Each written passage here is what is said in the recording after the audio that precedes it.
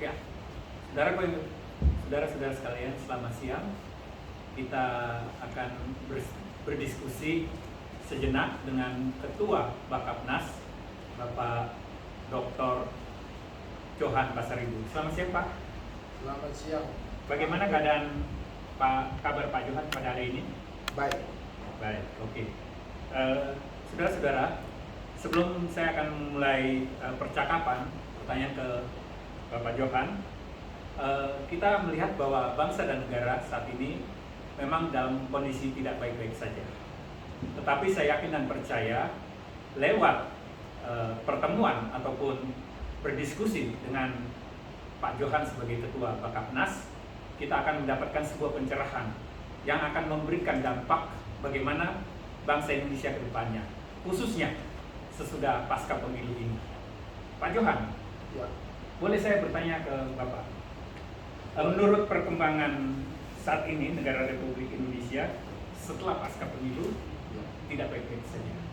Bagaimana Prof bisa melihat bahwa perkembangan negara ini setelah pemilu itu mau dibawa kemana arahnya? Karena kita melihat bahwa sekarang banyak elemen masyarakat yang terbelah menjadi dua ingin menginginkan hak angket. Bagaimana pandangan Bapak untuk mencerahkan bangsa dan negara khususnya rakyat Indonesia? Silakan Pak Profesor, silakan. Sebelum masuk ke situ, saya sebagai pemerhati dan melihat bangsa ini sebagai Ketua Umum Barisan Kebangsaan Nasional yang begitu peduli tentang kebangsaan Indonesia. Penyebab daripada suasana yang disampaikan tadi Pak Abdul adalah akibat daripada pemilu 2024, di mana ada sebagian orang, kelompok sebetulnya, yang mengatasnamakan rakyat Indonesia, yang dimana mereka tidak puas dengan hasil pemilu 2024. Mereka merasa dicurangi, merasa ada perasaan, tetapi secara bukti nyata di seluruh Indonesia memang mereka kalah. Mereka tidak bisa menembus angka sampai 50%. Kita juga bisa paham karena kondisi mereka sebetulnya sudah jor-joran juga, di mana mungkin dukungan dana sudah begitu besar. Dan mereka melihat pada saat mereka kampanye turun ke lapangan, melihat ada massa. Tetapi perlu diingat, kondisi seperti ini bukan menjadi suatu pegangan bahwa massa pada saat mereka kampanye atau deklarasi menjadi suatu patokan bahwa itu akan menjadi orang yang akan menyoblos pilihan kepada mereka. Kenyataan di lapangan, masyarakat itu memilih dari 3 paslon yang ada, Pak Tun. Jadi mereka bisa menimbang-nimbang. Pada akhirnya 14 Februari lah hari penentuan kemenangan atau kekalahan. Artinya kita tidak bisa mengklaim dengan massa yang begitu banyak dan Gelora Bung Karno atau JIS menjadi suatu patokan bahwa mereka akan menjadi pemenang atau menjadi satu putaran, kata mereka. Tapi kenyataan di lapangan mereka memang kalah. Dan terbukti waktu pemilihan ulang di beberapa TPS dan beberapa tempat di Indonesia. Dan malah mereka makin kalah gitu loh, persentasenya. Dan perlu diketahui juga Pak Arthur, sebetulnya saya sebagai Ketua Umum Bakapnas dari mulai bulan akhir November itu setiap minggu kami melakukan penelitian dan melihat elektivitas survei yang memang bukan survei dari kelompok tertentu, survei yang memang dari survei yang netral. Nah, dari hasil survei memang sudah jelas bahwa mereka itu di bawah 30%. Malah ada yang di bawah 20%, Pak. Sehingga kenyataan di lapangan kenaikan itu sekitar 1-2%, 1-2%, dan kami tiap minggu mengamati sampai akhir Juni. Akhir Januari maksud saya. Di akhir Januari itu sudah mulai kelihatan angka angka itu stabil, sudah tidak bergerak lagi. Dan awal Februari angka itu sudah di lock ternyata. Tidak ada yang melebihi 20%, tidak ada yang melebihi 30%. Dan hanya satu paslon memang stabil di 51,8%. Ya. Dan itu berdasarkan penelitian, bukan hasil lapangan. Dan wajar tanggal 14 Februari menentukan ada orang-orang yang tadinya artinya beralih memilih, mungkin dari paslon 1 maupun paslon 3 akhirnya beralih memilih di paslon 2. Karena apa? Karena berdasarkan survei dan penelitian di masyarakat, kami Ketua Umum Kapnas di seluruh Indonesia melihat itu. Kepuasan masyarakat hasil debat capres dan cawapres. Itu hasil debat, kami bicara objektif. Kenyataan di lapangan memang ada orang yang menjolimi dalam saat debat capres dan ada yang dijolimi. Nah, masyarakat melihat empati dan simpati kepada paslon 2 sehingga elektivitas pada saat itu naik 52% pada saat sebelum pemilu setelah debat capres. Tetapi setelah itu ada kondisi kita tahu ada dari salah satu atau 2 orang yang keluar dari partai tersebut dan membawa masanya, khususnya Jawa Barat. Itu kami di Jawa Barat itu melihat suatu lonjakan yang besar. Dan akhirnya dari 52 kita tahu jadi 58%. 6% begitu besar. Sehingga kalau kita lihat seluruh Indonesia, kebetulan Bakapnes ada dari mulai Aceh, Jawa Timur, Bali, kita lihat Denpasar itu kita menang. Begitu juga Jawa Barat, Jawa Tengah, dan Kalimantan Barat, dan begitu juga di beberapa tempat. Jadi kita melihat bahwa memang kenyataan di lapangan. Dan Bakapnas itu bukan bekerja di menengah ke atas atau di elit politik. Kami memang bekerja di pada tingkat bawah, grassroots. Para pemulung, para petani, ojek online, para pensiunan, dan semua yang di grassroots. Kami tidak bikin di lapangan akbar. Karena pembicaraan di lapangan akbar kami sudah diwanti-wanti oleh pimpinan kami dari TKN bahwa sebetulnya itu buang-buang tenaga, uang, dan sia-sia karena belum tentu kalau kita bikin di lapangan, ya, tentu itu biaya besar. Yang datang itu berbagai unsur elemen, belum tentu dia memilih kita dari pengalaman sebelumnya tentunya. Karena sebelumnya juga kami juga pernah melakukan itu ternyata sia-sia juga. Nah, oleh karenanya kami lebih tepat kepada grassroots. Dan akhirnya memang grassroots dia memilih dan dia tahu siapa yang dia pilih yang tepat. Sehingga akhirnya terjadilah angka yang begitu naik dari 52% di awal Februari atau akhir Januari meningkat di tanggal 14 jadi 58%, 6% itu meningkat besar. Nah, oleh karenanya komplain atau ketidakpuasan dari paslon 1 dan paslon 3 jelas memang mereka merasa. Apalagi ada politikus yang mengatakan dari Jawa Tengah ini, ya, dia bilang, saya sudah atur jadwal kepada para tim TKN untuk kampanye. Jelas di lapangan kami sudah pengalaman seperti itu yang lalu-lalu. Tapi itu bukan berarti massa yang begitu banyak pasti memilih mereka. Dan katakan anomali lagi. Memang betul anomali karena memang masyarakat massa banyak boleh di lapangan tetapi masyarakat belum tentu memilih dia. Itu persoalan yang ada. Dan harusnya kita evaluasi diri. Melakukan kampanye dengan massa yang begitu besar dengan speaker yang gede, band yang hingar-bingar, itu bukan menjamin massa itu akan memilih dia. Tidak menjamin. Dan kami juga tidak memberikan bagi-bagi sembako, kaos pun terakhir kami dapat, itu pun terakhir. Kami grassroots memang perlu biaya, tetapi kami mengumpulkan massa ya dengan pola sederhana. Makan bersama, minum kopi teh bersama di rumah-rumah penduduk, di posko-posko, di tempat pemulung, ya, di masyarakat, di pedesaan. Itu yang dilakukan kami Bakatnas. Jadi kami kalau melihat dari mulai Aceh sampai kami ada di Papua juga cabang kami melihat itu efektif. Efektif, Pak. Jadi kalau dibilang katanya masa itu adalah kecurangan, kami tidak terima itu. Itu yang pertama boleh saya sampaikan, pencerahan itu penyebabnya. Artinya Bakatnas memberikan pencerahan dan juga edukasi kepada masyarakat bahwa akar rumput ini. Ya, akar rumput. Jadi sebetulnya kalau kami bermain, kami juga dulu di 2019 juga pernah, Pak. 2014 juga pernah, Pak.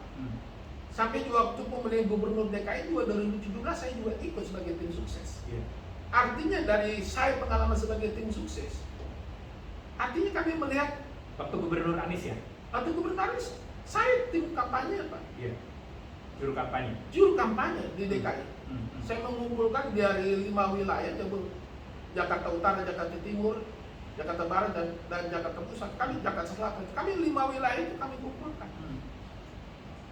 Bayangkan pada saat itu, Pak. Kami main di grassroots dan itu yang memenangkan. Cuman memang ya kami tidak menjelekan kawan kami ini. Dulu ya kami dukung, tapi di tahun ini kami tidak mau dukung. Karena alasan tertentu mungkin orang banyak tahu lah. Ya terjadi yang citra buruk. Itu saja. Baik. Pertanyaan selanjutnya buat Profesor Johan adalah bagaimana saran ke depan supaya mereka yang nggak puas dengan hak angket ini bisa diedukasi, diberikan pencerahan supaya mereka bisa menerima kenyataan bahwa apa yang sudah terjadi baik secara real count maupun quick count maupun real count itu bisa mereka menerima dengan lapang dada. Bagaimana menurut Profesor Johan? Terima kasih Bapak Arthur Saulata. Jadi yang pertama kita bicara kenyataan dulu, statistik. Angka real count dan quick count itu tidak berbeda jauh. Paling sekitar 2%. Iya, kita belajar dari tahun 2000 zamannya SBY. Ya, zaman SBY ada saya katakan. Sampai zamannya Jokowi. Sampai akhirnya zamannya Prabowo Sandi. Itu juga tetap hanya perbedaan itu 1-2%. Kalau kita belajar statistik, terjadi bias itu wajar, Pak, 1-2%. Tidak pernah sampai lebih dari 4%. Antara quick count dengan real count. Dan kalau kita mau pelajari, kita harus melihat studi yang dari kenetralan. Elektivitas itu kan dari 3 bulan paling minimal atau 6 bulan sebelumnya. Kita bisa melihat kenaikan elektivitasnya sampai sejauh mana. Itu yang pertama. Jadi untuk para paslon 1, 2, 3, mari kita melihat. Kalau tadi sudah dikatakan waktu 3 bulan sebelumnya sudah 51,8% pada bulan Desember, kan? Nah, itu sudah meningkat jadi 52% terakhir. Dan kita juga dikagetkan sampai 50 karena ada beberapa orang yang berpindah. Itu yang pertama. Yang kedua, memang mereka ikut dengan politikus yang keluar dari partai. Itu yang pertama.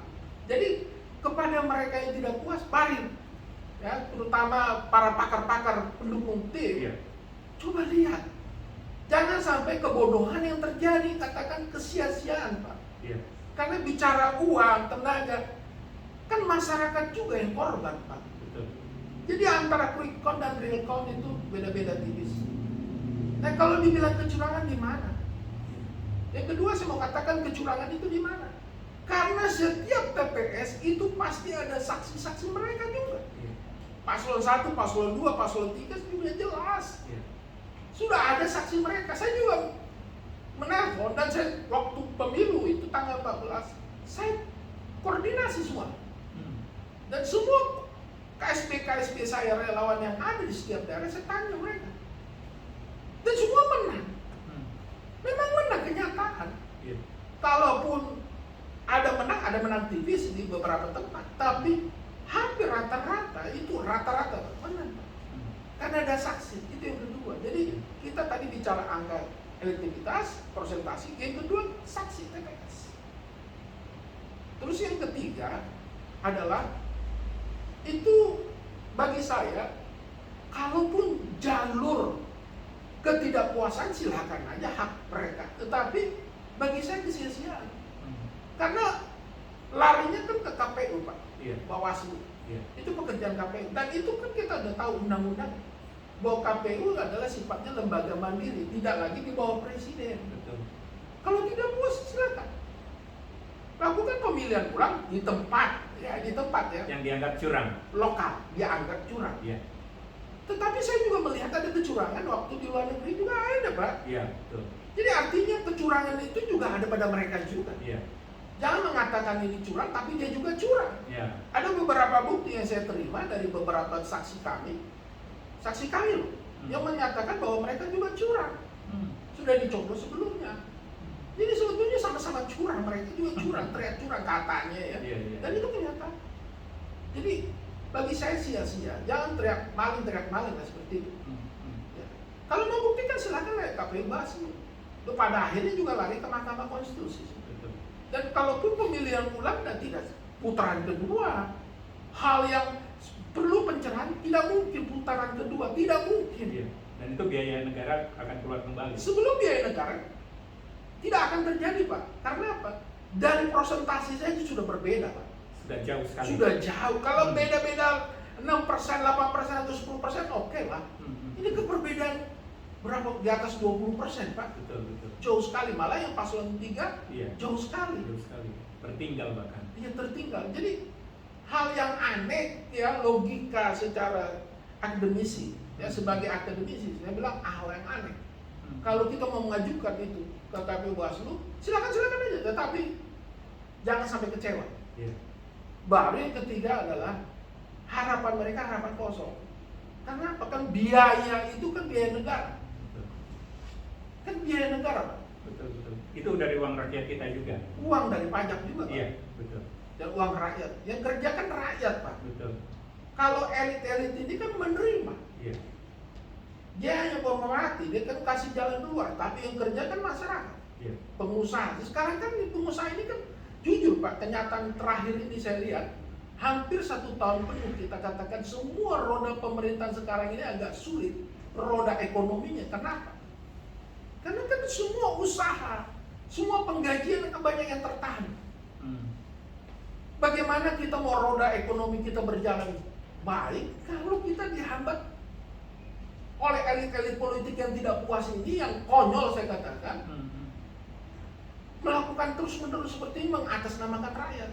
Malah yang lebih parah lagi, memprovokasi dengan demo-demo, Pak. Ke Parlemen DPR, jalanan. Parlemen jalanan. Ini kan membuat, coba sadarlah, Iya.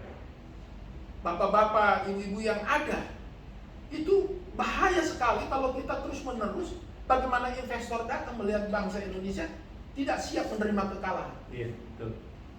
Malah ada anekdot nih, Pak, di beberapa tempat. Apa itu? Kalau nggak siap kalah, nggak usah ikut lagi deh. Luar biasa. Iya. Iya. Kita harus siap legolah kalau Iya, kalah. iya. Dan berikan selamat kepada yang pemenang. Iya. Itu saja kan lebih Betul. negarawan dan lebih Elegan. elegan. Iya. Jadi itu pandangan saya. Iya. Untuk sementara, silakan, Pak. Jadi siap kalah, siap menang ya. Iya. Yang kalah harus menerima kekalahan, yang menang juga jangan terlalu jumawa. Iya. Artinya memberikan dukungan, pemahaman bahwa inilah demokrasi kita. Iya. Ya. Oke, pertanyaan terakhir buat Profesor Sigit Johan. Kira-kira pandangan Bapak sebagai seorang negarawan, khususnya Ketua Bakapnas, memberikan kembali pemahaman-pemahaman yang bisa dipahami khususnya di tataran grassroots ini, Pak, supaya mereka juga ada pencerahan, karena masyarakat kita ini kan melihat apa yang dikatakan oleh para pemimpinnya di atas. Jadi mereka nih ikut-ikutan, baik pemimpinnya benar atau salah itu dilakukan sesuai dengan kebutuhan pemimpinnya. Tapi mereka sendiri nggak tahu permasalahannya apa. Buat kami, buat kita itu mungkin kalangan golongan menengah ke atas bisa, tapi sebagian besar rakyat Indonesia ini kan perlu pencerahan, khususnya golongan bawah. Silakan, Pak. Ya, terima kasih, Pak Abdul. Jadi sebelum menjawab itu, saya menghimbau kepada para elit politik. Iya. Masyarakat itu melihat pemimpin. Iya. Jadi kepada pemimpin-pemimpin elit-elit politik, saya menghimbau jangan memprovokasi para pendukungnya. Nah, itu dia. Berikan suasana kondisif, Iya. dan berikan ajakan berdamai Iya. dan menerima kekalahan. Iya. Jangan seperti ada seorang ibu yang sekarang viral di TikTok, sampai ke KPU dia suaranya sampai mau putus leher dia. Nah, karena dia Iya. merasa mendukung dan yakin dan Iya. mengatasnamakan agama, Aduh. politik identitas. Seharusnya kita juga jangan salahkan pendukung. Ini tergantung pemimpinnya. Betul. Kalau pemimpin bilang begini, sudah, kita sudah kalah ya, kita terima kenyataan. Kita akan lanjutkan ke depan 2029. Kita siap memperhatikan pemerintahan yang ada sekarang. Kita bekerja sama dan kita sebagai oposisi kan jauh lebih elegan. Iya, betul. Kita sebagai oposisi dan pendukungnya juga disuruh berdamai. Amanlah negara ini. Betul. Tapi yang kenyataannya apa? Saya melihat di beberapa, dan itu termasuk juga teman saya sebetulnya sebelumnya. Iya. Dia bilang mengataskan nama rakyat Indonesia, tapi dia bilang begini, kami tidak puas. Sehingga pendukungnya pun ikut. Iya, itu dia. Jadi pencerahan yang saya berikan, yang pertama, para elit politiknya harus memberikan kedamaian, ketenangan. Iya. Dan yang kedua, tolong para pendukung, jangan terlampau fanatis. Ya, jangan terlampau fanatis. Anda sangat berdosa. Lihat negara ini. Betul. Kalau kita sibuk dengan mendukung terus, kapan negara ini akan makmur? Masih banyak PR untuk bangsa ini. Grassroots yang kami lihat di bawah ini, sekarang ini banyak masalah. Mereka udah pasca pemilu dan ditanya, what's the next? Apa yang berikutnya? Nah, berikutnya sembari kita katakan, saya sebagai orang, sebagai ketua umum Bakatnas dan pemerhati bangsa, saya bilang katakan pada mereka, kembalilah kepada pekerjaan kita masing-masing. Pilihan saudara kepada pilihan saudara, mereka duduk sana memperhatikan kita, mensejahterakan kita, dan kita kembali kepada profesi kita masing-masing. Jadi jangan sibuk dengan, ya kepada masyarakat jangan sibuk dukung-mendukung lagi, sudah selesai dukung-mendukung. Iya. Sudah tidak ada waktunya dukung-mendukung. Tinggal kita menunggu tanggal 16 Oktober nanti pelantikan presiden dan wakil presiden. Sudah kita kawal, kalau betul Bapak Ibu pendukung, kawal programnya pemimpin kita nanti. Nah nanti juga kita sebagai oposisi yang kalah itu silakan beroposisi, mengkoreksi, mengevaluasi jika ada kekurangan atau kelemahan, keterbatasan, kekurangan daripada presiden yang terpilih nanti, Bapak Prabowo Subianto dan Bapak Gibran Rakabuming. Itu yang bisa saya sampaikan. Jadi masyarakat sudah tidak ada fanatisme, jangan bawa agama, tidak lagi ada idealisme, sudah. Mari kita ideal untuk bangsa negara, tidak lagi kepada individu. Betul. Itu yang mau saya sampaikan. Jadi masa ini masyarakat yang ada, mari kita sejajar. Iya.